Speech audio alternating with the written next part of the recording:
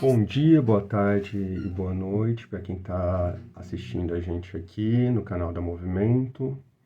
Meu nome é Frederico Henriques, eu sou doutor em Sociologia, professor da rede básica de ensino aqui no estado de São Paulo e também sou dirigente da corrente sindical TLS e do Movimento Esquerda Socialista.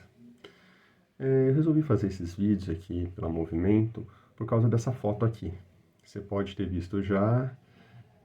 Tem circulado nos grupos bolsonaristas, para ver uma desinformação come solto. Eu acho muito importante explicar que, na verdade, a gente está numa comitiva do PSOL de solidariedade à Palestina. Ali, no caso, a gente estava visitando um campo de refugiados em Belém, na Cisjordânia. Aqui do meu lado está o ex-presidente Juliano Medeiros e ao lado ali o Guilherme Boulos. Também tinha o camarada Pedro Charbel acompanhando a gente. Tendo em vista essa desinformação, eu acho que é muito importante a gente tentar explicar para o conjunto da população. Então, queria pedir para a gente espalhar um vídeo, tentar divulgar, de fato, de maneira mais objetiva possível, o que acontece lá na Palestina. Então, para tentar explicar isso, vou enumerar 3 aspectos. Primeiro, colonialismo. O segundo aspecto, racismo. E o terceiro, o apartheid. De que maneira que eu vou tentar fazer isso aqui para vocês? Eu vou tentar fazer paralelos com o Brasil, especialmente nos 2 primeiros aspectos, no terceiro com a África do Sul. Mas, para não ficar um vídeo muito grande, vou tentar dividir também em 3 partes direitinho. Então vamos já direto para o debate do colonialismo, para a gente entender um pouquinho mais. Então, vamos lá. A primeira ideia de colonialismo que eu quero trabalhar aqui com vocês é a ideia de terra vazia. Como assim terra vazia, Fred? Vamos pegar primeiro o aspecto do Brasil, para fazer um bom paralelo aqui. Como até há poucos anos atrás, digo como eu mesmo, há 20 anos atrás, 25 anos atrás, aprendi na escola, em outros lugares, é que o Brasil foi descoberto. Por que foi descoberto? Descobriu porque antes não existia nada aqui, porque era um espaço vazio. A ideia de descobrimento é uma ideia muito forte nisso. Óbvio que nos últimos 15 anos, mais ou menos, vem se mudando bastante a forma como a gente explica, ensina, desmistifica essa ideia de descobrimento. Mas a palavra carrega uma ideia muito forte que é importante a gente colocar. E depois que começou-se a trabalhar, não basta falar só que foi descoberto. Aqui até tinha algumas pessoas aqui, mas ocupava mal, era disperso. Era um povo até que é bonitinho, mas meio atrasado. Essa ideia, né, de subjugar, né, seja porque são selvagens, seja porque precisam de uma tutela, precisam de alguém para guiá-los. É uma ideia também como que não contasse muito a ideia dos nativos. Essa ideia de como ele chegou aqui, né, a chegada dos portugueses, acho que o Krenak aqui pode explicar bem para a gente. Eu venho de um povo que sentiu a chegada dos europeus aqui na América como uma invasão das nossas vidas, invasão do nosso mundo. A prova dessa realidade, né, de uma invasão é que os povos que viviam aqui quase foram extintos, alguns foram aniquilados. Eu não tenho uma outra palavra mais simpática do que essa. Nós fomos invadidos. E agora, sobre a questão do sionismo. Lá no início também do sionismo, né, no século XIX, se criou-se essa ideia para garantir que a Palestina fosse o local, que a Palestina também era uma terra vazia. Depois que expulsaram, tinha alguns poucos fazendeiros, mas era um espaço meio que não tinha nenhuma dinâmica, né? Não contava que era um interposto comercial, onde tinha as 3 grandes religiões. No auge do Império Otomano também muito ativo, obviamente, estava numa decadência do Império Otomano ali no final, depois do mandato britânico, né? Tinha um processo de decadência da região ali, mas não contava que tinha uma população nativa gigantesca. Mesmo quando chega lá, imagina só aqueles sionistas, né, da Europa Central, da Europa Oriental ali, do leste europeu, olhando para os árabes em torno. A ideia era que eles ocupavam mal, que aquilo lá não deveria pertencer a eles, né? Tem que desconstruir a ideia de que aquela terra poderia ser deles. Na verdade, até invertendo muitas vezes a chave, onde que o nativo era o suposto invasor. Por quê? Porque aquela terra era vazia e eles tinham sido expulsos daquela terra. Então acho que essa ideia também é um paralelo muito importante, né? E o que a gente tem que desmistificar, porque tinha uma população nativa lá, assim como no Brasil tinha os seus originários, lá também tinha, que passou, foi convertido, foi mudando de gerações em gerações, mas já estava lá há centenas de anos. É isso, pessoal. Bora lá, pessoal. Vamos agora para nosso segundo ponto. Quando chega para invadir um território, tem o elemento da força, obviamente, né? A estrutura da força, né? Imagina só os portugueses já com a descoberta da pólvora, com diversas tecnologias que tem a ver com diversas culturas ali entrelaçadas, do califado, da China, que chegaram em Portugal e se desenvolveram na Europa também. Eles pegam e se impõem pela força. Assim como os sionistas, né? Que já estavam construindo seus assentamentos desde antes do mandato britânico, intensifica no mandato britânico, mas com o apoio das potências tal, se consolida também como força. Mas não basta só força. Isso é uma coisa muito importante. Você precisa criar legitimidade, mostrar que tem uma superioridade ali, que vocês conseguem se impor. Eu acho que a construção dessa narrativa no Brasil passa muito já logo no início. O exemplo da carta de Caminha é um bom exemplo disso, né? Onde, ao mesmo tempo, tenta descrever que é um local que é um paraíso no Brasil, né? E que, na verdade, que os portugueses têm uma missão sagrada. Essa ideia também de sagrado, de buscar na religião, né? Foi muito importante ali no começo.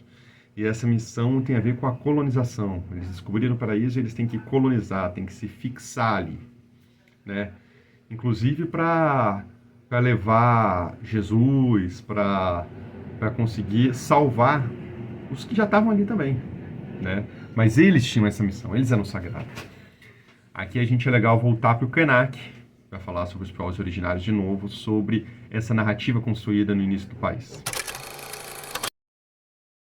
Acho muito interessante que, aquele tempo, a estratégia política já contasse com essa capacidade de criar narrativas vinculada a um projeto colonial. Aquela carta ela é muito bonita e tudo indica que ela foi intencionalmente feita naquele período da história com aquele objetivo, que era de instalar uma narrativa sobre a invasão desse novo mundo como um evento quase que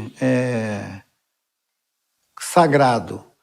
Aqueles viajantes, eles estavam imbuídos de uma missão de expandir o mundo deles. Então, e o que tem a ver isso daí com a Palestina, então, também? O elemento é o mesmo. Lembra que os sionistas, para conseguir legitimidade internacional, teve um papel muito importante, não foi o Torá, não é só os livros deles, mas a própria Bíblia, né? A relação com os neopentecostais é por tentar pegar um determinado trecho da Bíblia e falar, pô, essa terra era nossa. Não só essa terra era nossa, que a gente voltar para essa terra vai ajudar na volta do Salvador. Esse discurso religioso, mais do que falar da fé individual das pessoas, mas é uma forma de legitimar a força, o poder. Então, buscar esses elementos da Bíblia foi muito importante também. E mostrar que o povo judeu tinha uma missão. E a missão não era só do povo judeu, mas ia ajudar também os neopentecostais, os cristãos e tudo mais, que essa é uma missão geral. Obviamente, sem consultar os nativos, né? Então, essa ideia de povo escolhido, de povo destinado, também é algo para meio, esses caras aqui até existem, a gente pode tentar cuidar de alguns, né? Mas no geral são bárbaros também, são selvagens, eles não são um povo destinado a isso. Então, buscar essa legitimidade do sagrado, né? E por que que eu permito invadir? Por que que eu posso fazer isso? Né? Não tem a ver só com a minha força, não é imposição só pela força. A minha legitimidade vai a partir disso. E o mais importante, né? Isso aí consegue coesionar uma série de potências cristãs também para garantir isso daí, né? Com as suas populações, as coisas desse tipo. Então, tentar buscar legitimidade na religião é algo central também, né? Porque tem um aspecto de tentar mostrar que você é eticamente, moralmente superior, né, do que os povos originários e nativos que viviam em cada um dos seus lugares. E no caso dos palestinos, os árabes que estavam ali, os judeus eram moralmente superiores, né? Então essa é uma tentativa de ideia de construção que tem a ver muito com o elemento colonial, que é o que a gente está tratando aqui nesse primeiro vídeo. Terceiro elemento, a partilha e o acordo entre as potências. No caso do Brasil, a gente aprende na escola aquele tratado clássico, que é o Tratado de Tordesilhas. O empreendimento colonial, né, no início, foi muito conturbado, tinha muitas disputas entre potências, né?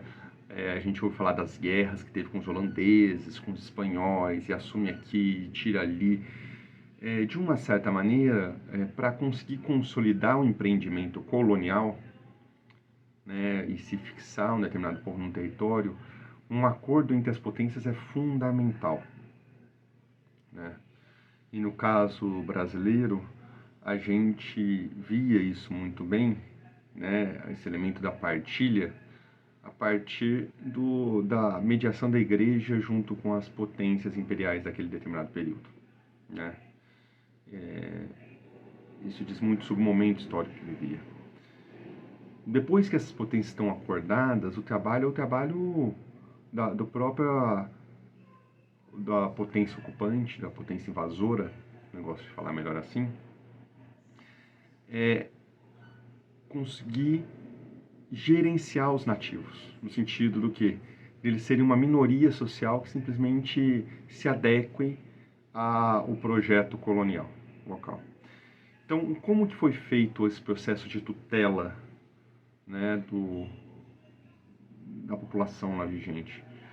Tinha aqueles que eram considerados bárbaros, né? Tem um caso clássico ali dos enfrentamentos com os tapuias no Nordeste, né? Onde que até o Domingos Jorge Velho, que foi o mesmo bandeirante que massacrou e esmagou ali Zumbi do Palmares e diversos quilombos, ele teve que suprimir essas revoltas que aconteceu, principalmente ali no Rio Grande do Norte, no Ceará, né? Então eles são os bárbaros, aqueles que não se adequavam, são selvagens, né? Olha só os paralelos pra gente ir pensando. E aqueles outros que não é que não resistiam, mas que estavam cansados, que acabavam se adequando, sobrevivendo, né? Existindo, né? Existir e sobreviver são palavras que são importantes num processo desse. Eles acabam sendo aldeados. O que é aldeados? Você tinha um território gigantesco, onde que era de toda aquela população indígena, e você tinha que circunscrever a pequenos territórios, né? E ainda sendo tutelados e escravizados pelos jesuítas, que era a entidade moralmente que poderia fazer esse processo. Essas aldeias, né, são os guetos do passado, né? São os campos de concentração ali com seus vigilantes ali, onde você tentava fazer essa doutrinação, junto com a doutrinação, você circunscrever e escravizar as pessoas ali do entorno. E no caso de Israel é mais evidente ainda, né? Tem as potências dominantes a partir da ONU, nota aí dos Estados Unidos e da União Soviética, criam um enclave sem consultar nada os nativos, cria o Estado de Israel, ainda alegando que tem um espaço ali para os árabes, né? E, apesar de ser um território menor, ainda existe esse espaço ali. Já tinha construído toda uma fortificação para garantir o domínio deles rapidamente. Esse tratado de potência blinda e garante militarmente e moralmente a legitimidade ali do Estado ali no meio. E logo depois disso, o que acontece? Tem um processo de como a gente vai comandar os nativos, e aí tem um processo de limpeza étnica, ou seja, de retirada de toda uma população daquele território que era para ser um território judeu, né? Exatamente porque é um povo escolhido. E de que maneira você faz isso? Primeiro, você expulsa uma grande maioria, ou mata, né? Como aconteceu com os nativos aqui, e aqueles poucos que ficam, você aldeia, né? Obviamente a gente não está falando aqui dos originários das Américas, a gente está falando do quê? De construção de guetos, né? Construção de campos de concentração. E isso acontece já no início, mas isso é fortalecido depois com a invasão, depois de 67, da faixa de Gaza e da Cisjordânia, e se intensifica mais ainda aí já com toda a legitimidade de potência invasora, né, seja regulando a entrada e saída da faixa de Gaza, seja também controlando os territórios na Cisjordânia. E consolida isso daí, né, de uma maneira de você tentar segurar os nativos e punir exemplarmente os rebeldes, né, os bárbaros, os selvagens. Esses guetos, esses campos de concentração, essas coisas aí são algo que historicamente nas colônias a gente vê permanentemente. Acho que é mais um elemento importante para a gente destacar o caráter colonial do Estado de Israel. Então vamos lá. Colonialismo cultural. A gente já abordou diversas vezes aqui vários recortes disso, principalmente a questão dos jesuítas, né, do extermínio das línguas nativas, né, o que a gente chama esse colonialismo cultural de etnocídio, né, de esmagar a cultura anteriormente existente, né. Isso aí, ele é embebido daquilo que a gente conheceu, que a gente vai abordar melhor num próximo episódio, que é o darwinismo social, né? Onde se acredita que existe uma cultura superior, né? Uma cultura que é diferenciada, né? E que essa cultura tem que ser levada como quase como a sua missão, como salvação, né? Existe um processo de supremacia de uma cultura sobre a outra, né? É muito importante. O que acontece hoje em dia é que a gente percebe que não só que é uma grande balela, mas que se hoje em dia a gente tem uma biodiversidade, uma cultura, tudo isso foi um presente deixado de gerações em gerações dos povos indígenas, né? Que eles construíram também um ambiente como uma Amazônia, construíram um ambiente como toda a nossa Mata Atlântica, Cerrado, boa parte da biodiversidade, a maneira como constrói também a natureza não é simplesmente uma paisagem selvagem, uma terra vazia, mas é também uma construção social. O exemplo maior disso daí é só ver as áreas de desmatamento com os territórios indígenas e a própria biodiversidade dos territórios indígenas. É emblemático para a gente, né? Mas isso depois de... Ainda temos muito a prestar contas com o nosso passado aqui no Brasil. E o que acontece lá? O primeiro elemento é isso. Primeiro, o Oriente é algo... Pode ser até algo estranho, extravagante, né? É algo mágico, porque o racional, aquela cultura superior, também é construída toda como se fosse uma cultura ocidental tradicional, né? Ou seja, esse exótico, esse estranho, esse diferente, né, que é construído ali do árabe, né, que é meio selvagem, meio indomesticável,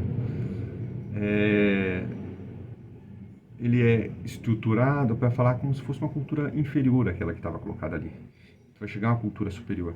E talvez o elemento mais forte para mostrar dessa cultura superior tem a ver com como trata o tema da democracia, como se existisse uma democracia lá em Israel, né? O que esquecem de falar é que se pensar toda aquela região da antiga Palestina, você não tem nem 50% que se enquadre numa democracia ocidental, porque você tem todos os territórios invadidos da Cisjordânia e de Gaza, onde que não existe democracia, né? E você pensar que dentro de próprio Israel existe mais de 60 leis, onde que só serve para os cidadãos judeus. Os cidadãos árabes não têm, ou seja, mais de 20% da população israelense. Mas isso a gente vai abordar melhor mais para frente. Mas o importante é que o discurso da democracia, como se fosse, também é algo para tentar mostrar que é o único povo que consegue conviver com isso. Os árabes são incapazes de conviver com democracia, que democracia é uma coisa superior, uma construção ocidental e tal. Então esse é um elemento da cultura muito importante. Agora, se a gente for pensar, como a gente estava falando um pouco sobre os indígenas, cara, vamos pegar um elemento que eu acho importante de Gaza. Gaza é, talvez, provavelmente, a cidade, certo? Com mais tempo permanentemente ocupada na história da humanidade. Gaza tem 5.000 anos de existência. Se passou por tudo ali, né? A gente falou dos assírios, falamos dos fenícios, podemos falar dos persas, podemos falar dos romanos, dos califados árabes, dos otomanos, absolutamente uma infinidade de culturas, de saberes, de conhecimento, já estava naquela cidade, né? E o que a gente vê é um processo de apagamento, de invisibilização, que é o elemento mais importante para o etnocídio, né? Para o apagamento de alguma cultura, de algum saber. A mídia ocidental fala muito disso, do Estado Islâmico, desses outros lugares, mas a gente tem que também observar e ver isso aí como acontece, infelizmente, agora ali na Palestina. Eu acho que esse elemento da cultura também é um elemento muito importante que alimenta a questão da legitimidade e tudo mais. O último ponto que eu acho que é muito importante é o debate da demografia e o colonialismo, de povoamento. Um dos elementos importantes para a consolidação do poder tem a ver com qual é o tamanho, certo, daquela população que está sendo dominada, qual que é a dimensão dela. Então, um primeiro elemento que coloca, que eu acho que é muito importante, o primeiro é esse massacre, o genocídio da população indígena, né? Ou seja, a gente está falando de um momento onde que Portugal tinha 1,5 milhão de habitantes em 1500 e o Brasil tinha de 3,5 milhões a 5 milhões de povos originários aqui, pelo menos, né? A gente fala dos estudos mais recentes. E você não tem como um povo dominar esse mundo de gente, né? Tem um exemplo clássico do Haiti, né? Por exemplo, da expulsão dos franceses, a maneira como que foi feita, né? A Revolução Haitiana. Mas a gente tem outros casos, como o próprio da África do Sul, né? Se tem uma maioria consolidada, grande, é muito difícil, mesmo com tentativas de consentimento e legitimidade, de força, de se estabelecer, né? Então, é fundamental você controlar aqueles que ficam, marginalizar, deixar uma minoria à margem, né? E invisibilizar eles. Como que a gente invisibiliza, né? É tendo um pressuposto que eles não existem. O caso mais recente, para não falar só das coisas lá de trás, é o caso das colônias agrícolas da Amazônia, né? Onde os indígenas, alguém tinha que provar antes que existia um indígena ali para não ser uma colônia agrícola. O ônus da prova é do outro, né? Não é de quem está querendo invadir, né? O ônus da prova é do nativo. E o processo dos assentamentos e as coisas na Palestina também é brutal nisso aí. E por outro lado, agora pensando lá na questão da população árabe, acho que o primeiro elemento da limpeza étnica foi expulsar todo mundo. O número de refugiados foi gigantesco, a tal tamanho que a ONU precisou criar um departamento só para os refugiados palestinos. Não é qualquer coisa isso. Isso, na verdade, mostra a dimensão da necessidade de expulsar aquelas pessoas para ter uma redução demográfica. Boa parte desses refugiados foram para onde? Exatamente em Gaza, na Cisjordânia, Líbano, Jordânia, foram parar nesses outros lugares. E mais, Israel não aceita que esses refugiados voltem, nem mesmo aceita a entrada desses refugiados em Gaza e na Cisjordânia. muito menos aqueles que já saíram do país, em Israel. Por quê? Porque tem um elemento demográfico que é importante também. Para eles conseguirem se impor, precisa ter maioria, certo, da população israelense judia. Não é qualquer coisa. Não é à toa que os principais pontos de bomba, de impacto do Estado de Israel são em campos de refugiados, que é aquela população que era antes pertencente e tem direito, certo, de estar no Estado onde hoje é, né, o Estado de Israel. Então esse elemento demográfico é um elemento muito importante também. E é por isso que a questão da limpeza étnica vem junto com a questão do genocídio, né? Porque, querendo ou não, ainda hoje, se pensar todo o território ali da Palestina, a gente está falando de um pouco mais da metade ainda ser de árabes. Cada vez tentam diminuir mais, obviamente com essa guerra, com mais limpeza, isso vai diminuindo. A gente tem 20% no território de Israel, certo? E mais toda a população que vive na Cisjordânia e em Gaza. Então é muito importante a gente destacar isso, certo? Que é essa questão demográfica. É isso aí, pessoal. Acho que deu para mim pegar um pouquinho agora sobre a ideia do colonialismo. Tem vários elementos que estão a ver com o colonialismo, mas eu quero desenvolver melhor no debate sobre racialização, racismo e depois fazer elementos do apartheid, especialmente com esses paralelos aí com a questão da África do Sul. Bolívia, Chile, Angola, Puerto Rico y Tunisia, Argelia, Venezuela, Guatemala, Nicaragua, Mozambique, Costa Rica, Camerún, Congo, Cuba, Somalia, México, República Dominicana, Tanzania, fuera Yankee de América Latina, franceses, ingleses y holandeses, yo te quiero libre Palestina. عطني المايك وغني في الغناء ولغة الأم العالمية، حامل وجودنا هو حامل جذورنا بربطنا بسوريا الكبرى أفريقيا أمريكا اللاتينية. أنا مع الألف نونيات تحت الجوع، أنا واقفة مع اللي بيعاني مش مع اللي بقوا، أنا مع المقاومة الثقافية، نبدأ من أول لهسه فيكتوريا سيم. أنا مش معنى أنا حسبت حسابي زمان استثمر ببنكي بعد ما بنكي أعلن إفلاسه. يوم العلم كان الوضع بده الردع، صار الوضع بده الردع، لكل كثير بتحرر مستوطن بتلمد، لكن مصافحة يد ألف كان ألف راق بالهد، دار الإعلام سلاح مطيب فبركوت، أما لما ألمي يدي برجع الواقع كما todos los callados, todos los sometidos, todos los invisibles, todos los callados, todos los sometidos, todos los invisibles, todos. Saqueo, pisoteo, colonización, Matías, Catrileo, Gualmapu, 1000 veces venceremos, del cielo al suelo y del suelo al cielo vamos. Caballito blanco, vuelve pa' tu pueblo, no te tenemos miedo, tenemos vida y fuego, fuego en nuestras manos, fuego en nuestros ojos, tenemos tanta vida y esta